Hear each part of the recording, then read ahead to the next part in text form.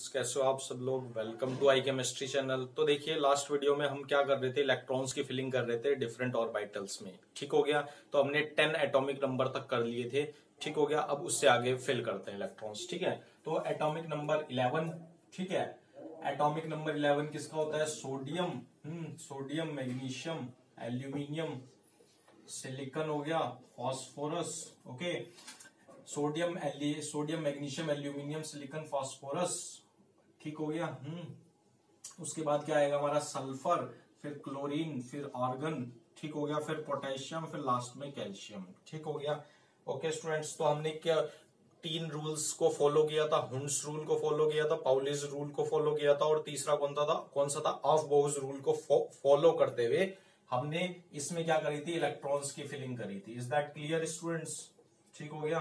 15, 16, 17, 18, 19, 20। ठीक स्टूडेंट्स। तो देखिए, दो ऑर्बिटल्स की फिलिंग करी थी हमने। 2 टाइप्स के नोटेशन पढ़े थे हमने, एसपीडीएफ और ऑर्बिटल्स डायग्राम्स। ठीक हो गया। तो अब देखिए, एक बात ध्यान रखनी है आपको, जैसे मैं आपको लास्ट टाइम भी बता रहा था मैंने आपको, एन अगर कोई शेल में पूरे इलेक्ट्रॉन्स भर जाए ना, ठीक हो गया, किसी शेल में अगर उनके जो जितने भी सब शेल होंगे उसमें अगर सारे के सारे इलेक्ट्रॉन्स फिल हो जाते हैं, ठीक हो गया, तो उसको क्या बोलेंगे? कोर इलेक्ट्रॉन्स बोलेंगे। ठीक हो गया स्टूडेंट्स। तो देखिए, जैसे n=1 में कितना था? 1s सब शेल था। इसमें मैक्सिमम कितने? 2 इलेक्ट्रॉन्स। ठीक हो गया। n=2 में कितने था? 2s और 2p आपका। ठीक हो गया। तो इसमें 2 और इसमें कितना आपका? 6 इलेक्ट्रॉन्स। ठीक हो गया। Okay, is that clear? तो अगर इन सब शेल में सारे के सारे इलेक्ट्रॉन्स फिल हो जाते हैं, ठीक हो गया, तो उसको क्या बोलेंगे? कोर इलेक्ट्रॉन्स बोला जाता है। ओके। अब देखिए, सोडियम की बात मैं कर रहा हूं। ठीक है। तो इसका क्या होगा? 1s2। ठीक हो गया। 2s, 3s। ठीक हो गया। 1s2, 2s2, 2p, 1s2, 2s2, 2p6, फिर 3s। अब देखिए, इसमें 2 इलेक्ट्रॉन्स, इसमें 6 इलेक्ट्रॉन्स, तो कितने हो गए? 6, 2, 8 और 2, 10। 1 इलेक्ट्रॉन्स आएगा इसमें। इज दैट क्लियर और नॉट? तो देखिए, अब अगर आप ध्यान से समझते हो, अब अगर ये आपको लिखना है इलेक्ट्रॉनिक कॉन्फ़िगरेशन का रूल ये है स्टूडेंट्स। ठीक है। अब देखिए, अब मैं आपको एक और चीज बताता हूं यहां से। ये बात समझ गए आप स्टूडेंट्स? अब देखिए, एक बात और बताता हूं मैं। कुछ हमारे पास नोबल गैस होती है। क्या होती है? Noble gases. ठीक हो गया। नोबल एलिमेंट्स बोल लो या नोबल गैसेस, वो क्या होती है? ही, नी, अर, कर, जी, रन। ठीक हो गया स्टूडेंट्स। तो देखिए, हीलियम का कितना होता है? 2 होता है, इसका 10 होता है, इसका 18 होता है। ठीक है। क्रिप्टन 36 होता है। ओके। अब देखिए, आपको ध्यान देना है, जेनॉन क्या होता है? 54 होता है एटॉमिक नंबर इसका। ठीक है। तो देखिए, हीलियम क्या हो गया? ये कोर इलेक्ट्रॉन्स की तरह बिहेव करेगा, क्योंकि इसका जो 1s होगा वो पूरा का पूरा भरा रहेगा। ठीक हो गया। तो मैं अपनी कन्वीनियंस के लिए कैसे लिख सकता हूं हीलियम को? मैं क्या लिख सकता हूं? इलेक्ट्रॉनिक कॉन्फ़िगरेशन 1s2 लिखूंगा। ठीक हो गया। हीलियम के बाद क्या आता है स्टूडेंट्स? ओके, ध्यान से समझना आपको। Hydrogen, helium, lithium. ठीक है। तो मैं अगर लिथियम का इलेक्ट्रॉनिक कॉन्फ़िगरेशन अगर मुझे लिखना है, ध्यान से समझना, लिथियम का अगर मुझे इलेक्ट्रॉनिक कॉन्फ़िगरेशन लिखना है, हाइड्रोजन, हीलियम, लिथियम 3 आ गया, तो मैं इसको अपनी कन्वीनियंस के लिए हीलियम, फिर क्या लिख दूंगा? 1s2, 2s2, 2p1 लिख सकता हूं। इज दैट क्लियर और नॉट? इतनी बात क्लियर है स्टूडेंट्स? सॉरी, 2s1 हो जाएगा ना ये भाई, 1s2 ये तो फिल है। इतनी बात समझ में आई? तो जितनी भी नोबल कॉन्फ़िगरेशंस आएंगी, उससे अगला या उससे अगला अगला मैं अपनी कन्वीनियंस के लिए क्या लिखूंगा स्टूडेंट्स? ये ब्रैकेट लगाऊंगा। ठीक है। इसका मतलब इसमें इलेक्ट्रॉन्स पूरा फिल है, ये कोर इलेक्ट्रॉन्स की तरह बिहेव करेगा। इज दैट क्लियर और नॉट?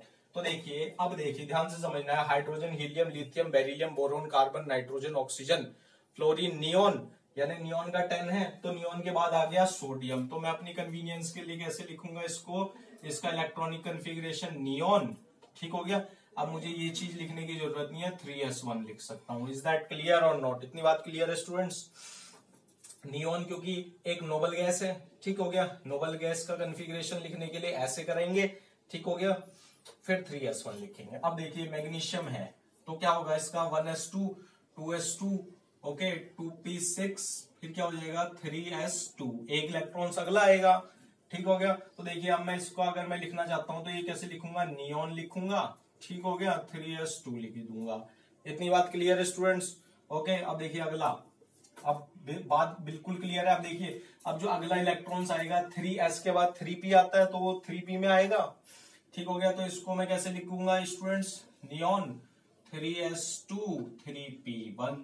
इतनी बात क्लियर है? इसका नियॉन 3s2 ओके 3p2। ठीक हो गया। तो देखिए नियॉन इसका कैसे लिखूंगा, 3s2 3p3। ठीक हो गया स्टूडेंट्स, इसका नियॉन 3s2 3p4। बात क्लियर है, समझ में आ रही है? Neon 3s2 3p5। ओके अब ध्यान से समझना है आपको। फिर नियॉन 3s2 3p6।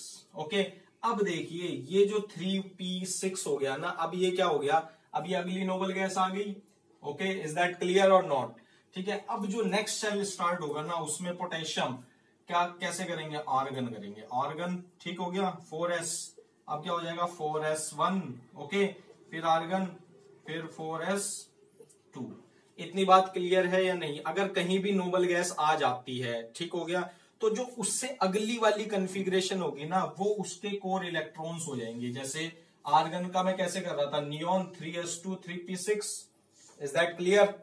तो देखिए अब जो अगला इलेक्ट्रॉन्स आएगा भाई, वो p तो पूरा भर गया है ना, तो अगले में आना चाहिए, अगला कौन सा आता है 4s अकॉर्डिंग टू ऑफ-बोह्स रूल।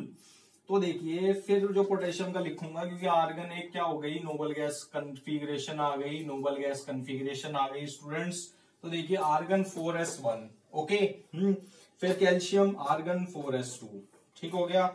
इतनी बात क्लियर है स्टूडेंट्स? तो देखिए 20 एटॉमिक नंबर तक मैंने आपको फिलिंग का रूल बता दिया। ठीक हो गया। फिर जो 21 आएगा, फिर आर्गन 4s2 तो भर चुका है पूरा। ठीक हो गया, 4s भर चुका है पूरा, तो अगले में किस में भरा जाएगा, 3d में भरा जाएगा इलेक्ट्रॉन्स। ठीक है, तो वो देखते हैं। अब देखिए उससे पहले मैं आपको एक बात और बता देता हूं, वैलेंस इलेक्ट्रॉन क्या होता है। ठीक है, वैलेंस इलेक्ट्रॉन्स क्या होते हैं, जो वैलेंस शेल में होते हैं। ठीक हो गया, और जो बॉन्डिंग में पार्टिसिपेट करते हैं। ठीक है, those electrons which are in valence shell okay, और which participate in bonding is called valence electrons. समझ में आ गई बात? अब देखिए वैलेंस इलेक्ट्रॉन्स ये आप ये समझ सकते हो for main group elements. Main group यानी अब जब हम अगला लेसन पढ़ेंगे पीरियोडिसिटी, ठीक है, उसमें सारे मैं अच्छे से डिटेल में समझाऊंगा। तो फॉर मेन ग्रुप एलिमेंट्स के लिए जो आउटर मोस्ट इलेक्ट्रॉनिक कन्फिग्रेशन होगी ना, यानी आउटर मोस्ट जो शेल होगा या आउटर मोस्ट सब शेल में जो इलेक्ट्रॉन्स होंगे वो वैलेंस इलेक्ट्रॉन्स कहलाएंगे। ठीक हो गया। तो देखिए इसमें क्या हो गया, सोडियम में कितना वैलेंस इलेक्ट्रॉन है, 1 हो गया। ठीक है, इसमें 2 हो गया, इसमें कितना हो गया 3 हो गया, इसमें कितना हो गया 4 हो गया। ठीक है, इसमें 5। इज दैट क्लियर और नॉट? ठीक है, जो आउटर मोस्ट शेल में जो इलेक्ट्रॉन्स होंगे in case of main group elements वो कहलाएंगे valence electrons. Is that clear students? ठीक है, तो 20 एटॉमिक नंबर तक हमने पढ़ लिया। ठीक हो गया, अब 21 से 30 तक पढ़ते हैं, उसमें कैसा कन्फिग्रेशन आता है वो चेक करते हैं। ठीक है, तब तक मैं रब करता हूं, आप क्या करो, चैनल को सब्सक्राइब कर लो। ठीक है, और बेल आइकन को क्लिक कर दो। ठीक है, लेटेस्ट केमिस्ट्री की वीडियोस के लिए। तो देखिए 21 से स्टार्ट है स्कैंडियम। ठीक है, मैं दूसरा पेन यूज करता हूं, scandium, titanium, vanadium, chromium, manganese, iron, cobalt, निकल, कॉपर, जिंक। ठीक हो गया। देखिए ये स्कैंडियम हो गया 21, 22, 23, 24, 25, 26, 27, 28, 29, 30। ओके, अब देखिए ध्यान से समझना है। देखिए स्कैंडियम 21 है, आर्गन का कितना था 18, तो 3 इलेक्ट्रॉन्स एक्स्ट्रा आएंगे। ठीक है, तो मैं अपनी कन्वीनियंस के लिए कैसे लिखूंगा इलेक्ट्रॉनिक कन्फिग्रेशन, आर्गन को कर दूंगा डब्बे में 1। ठीक हो गया, तो यानी इसका मतलब आर्गन का मतलब 18 इलेक्ट्रॉन्स फिल हो चुके हैं। ठीक है, भरने हैं 3 इलेक्ट्रॉन्स, तो अकॉर्डिंग टू ऑफ-बोह्स रूल कौन सा ऑर्बिटल्स पहले आएगा, 4s आएगा, फिर उसके बाद 3d आएगा। s में मैक्सिमम 2 इलेक्ट्रॉन्स भरे जाते हैं, बच गया 1 इलेक्ट्रॉन्स, वो किस में आएगा, d में। ओके, ठीक हो गया स्टूडेंट्स, इज इट क्लियर और नॉट? इसी के साथ साथ इसके ऑर्बिटल डायग्राम्स भी बनाते चलो, ठीक है। 4s 3D में 5 ऑर्बिटल्स, तो 3 2 5 इसमें फिल हो गए, इसमें एक, ठीक हो गया स्टूडेंट्स। अब देखिए नेक्स्ट टाइटेनियम, टाइटेनियम की बात है, आर्गन, ओके 4s2 3d2, समझ में आ रहा है स्टूडेंट्स? फिर आर्गन 4s2 3d3, ओके। एक बार मैं चेक कर लेता हूं वेदर इट्स फिल्मिंग और नॉट।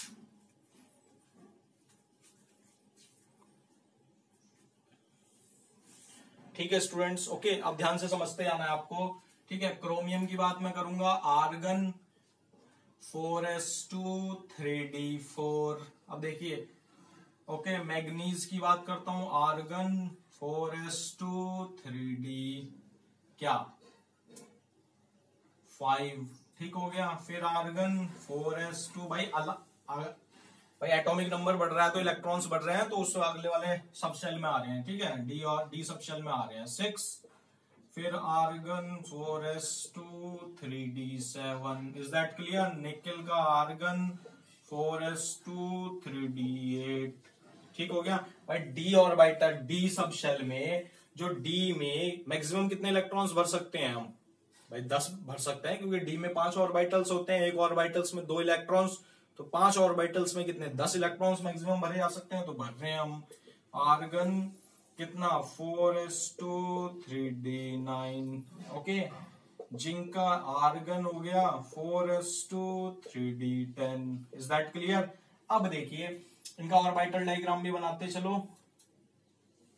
5, ठीक हो गया, ये 3 2 5, फिर ये, फिर 5, ये 4 हो गया, ये फिर 5, फिर ये, फिर 5, 3 और 2 5, फिर ये, फिर 5, ठीक हो गया। समझ में आ रहा है आपको बात? 1 2 3 4, फिर 5। देखिए इसमें पूरे भर गए, ये पहले 4s में भर दो सारे के सारे इलेक्ट्रॉन्स, समझ में आ रहा है स्टूडेंट्स बात? अब देखिए इसमें 1, फिर इसमें 2, फिर इसमें 1 2 3, ठीक है, 1 2 3 4, 1 2 3 4, कितना हो गया? 5 हो गए, ठीक है। अब देखिए अगले की पेयरिंग होगी, ठीक है। अब देखिए हुंड्स रूल लगाओ। कौन सा हुंड्स रूल? पहले सब सारे ऑर्बिटल्स में 1 1 इलेक्ट्रॉन्स हो जाता है, फिर जो नेक्स्ट ऑर्बिटल में, और जो जब नेक्स्ट इलेक्ट्रॉन्स आता है तो वो शुरू से ही आता है, तो यहां पर, ठीक हो गया। अब देखिए अगला इलेक्ट्रॉन्स वो इसमें फिल हो चुका है तो इसमें आएगा, ठीक हो गया। इज दैट क्लियर और नॉट? तो देखिए 5 6 7 8, okay, 2 3 4 5 6 7 8 9, is that clear students? देखिए 1 2 3 4 5 6 7 8 9 10, ठीक हो गया। अब देखिए अगर आपने ध्यान से देखा हो तो मैंने क्रोमियम को एस्टेरिस्टिक करा है और आपके कॉपर को एस्टेरिस्टिक करा है, इसका मतलब कुछ ना कुछ गड़बड़ है। अरे समझ में आ रहा है नहीं आ रहा है बात? तो देखिए वो गड़बड़ क्या है, ध्यान से देखना है आपको। देखिए मैंने आपको लास्ट वीडियो में एक बात और बताई थी, लास्ट वीडियो में मैं आपको लिंक दे दूंगा नीचे, तो उसमें मैंने आपको बताया था कि half filled configuration and full filled configuration are most stable, okay. तो देखिए in case of chromium and copper के केस में क्या हो जाता है? एक्सेप्शंस हो जाता है। क्या हो जाता है स्टूडेंट्स? एक्सेप्शन हो जाता है। क्या होता है? जो एक्चुअल कन्फिग्रेशन होता है ना, आर्गन 4s2 3d4 ना होकर आर्गन, ठीक हो गया, 4s1 हो जाता है और 3d5 हो जाता है। Is that clear students? और कॉपर का ये एक्चुअल ना होकर आर्गन 4s2 3d9 ना होकर आर्गन 4s1 और 3d10 हो जाता है, ठीक हो गया। अब ऐसा क्यों हुआ, क्वेश्चन ये पुट होता है। तो ऐसा इसलिए हुआ क्योंकि डी जो है ना, डी सब शेल में जो ऑर्बिटल्स होंगे 5 इलेक्ट्रॉन्स हो जाएंगे और वो हाफ फिल्ड हो जाएगा। क्या हो जाएगा? देखिए 3 और 2 5 हो गया। देखिए ये क्या हो गया स्टूडेंट्स? हाफ फिल्ड हो गया। इसलिए half filled most stable configuration है and full filled are most stable configuration. इस वजह से इसका एक्चुअल कॉन्फ़िगरेशन क्या हो गया स्टूडेंट्स, आर्गन 4s1 3d5। यहां पर क्या हो जाता है, एक्सेप्शन आ जाता है। कौन सा रूल, ऑफ बोहज रूल का एक्सेप्शन आ जाता है, ठीक है। और इसका क्या हो गया 4s1 3d10।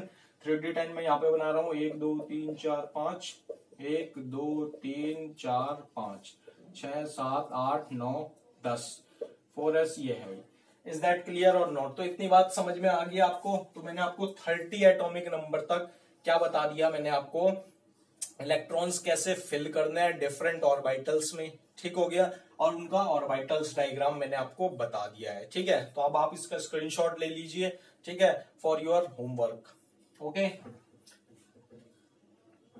ठीक हो गया स्टूडेंट्स। तो मैंने आपको एक्सेप्शंस भी बता दिया, ठीक है, कि ये होते हैं। अब हम नेक्स्ट वीडियो में इससे आगे बढ़ेंगे, कुछ न्यूमेरिकल सॉल्व करेंगे। इसी के साथ ये वीडियो यहीं पर खत्म हो जाती है। वीडियो अच्छी लगे लाइक करो, शेयर करो और सब्सक्राइब कर लो चैनल को, ठीक है। Thank you.